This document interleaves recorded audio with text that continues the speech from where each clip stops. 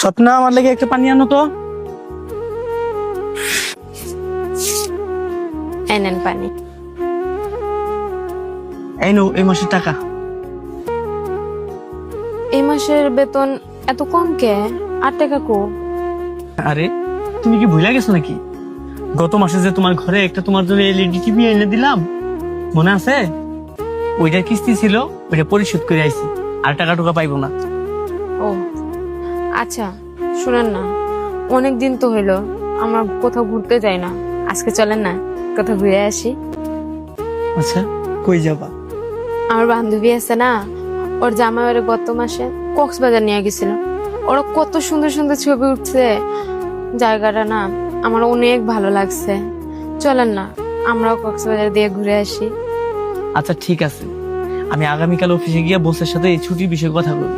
যদি ছুটি হয়ে যায় তাহলে আমরা আগামীকাল চলে যাবো। এ ভাইয়া, ভাবি, তোমরা বাড়িতে আছো? আরে টাকাগুলা দেন, আপনার ভাই আইতাছে। ভাইয়া, কিরে ভাই, তুই হঠাৎ করে আমাকে বাড়িতে? তুই কি কোনো বিষয় বেশি চিন্তা করতেছস? কোনো সমস্যা হলে আমার সাথে শেয়ার কর। ক ভাই, কি হয়েছে ক? ভাই, আমি একটা খুব সমস্যায় আছি। আমার খুব টাকার দরকার। যদি তোমার কাছে কিছু টাকা থাকে তাহলে আমাকে কিছু। না না ভাই, তুই এটা কি কইতাছিস? আমাকে নিজেরই টাকা পয়সার সমস্যা চলতেছে, আমাদেরই সংসার চালাইতে সমস্যা। ভাই, তোর ভাবির কথায় কিছু মনে করিস না, ও একদম ঠিক কথাই কইছে। এই মাসে আমি স্যালারি পাইনি, যা পাইছিলাম ওগুলা দিয়ে বাকি টাকা টুকা মানুষ পাইতো ওইগুলা দিছি। এখন তো আমার কাছে কোনো টাকা পয়সা নাই, আর আমি চাইলেও তো তোরে এখন টাকা পয়সা দিয়ে কোনো হেল্প করতে পারবো না ভাই। আরে স্বপ্না, তুমি এই জায়গায় এইভাবে খাড়াই রয়েছো কেন? আমার ছোট ভাই আছে, ওরে কিছু খাইতে মাইতে দিবা না? আচ্ছা ঠিক আছে, আপাতত তুমি ফ্রিজ থেকে একটা ঠান্ডা পানি বোতল নিয়ে আও, যাও। দাঁড়াও।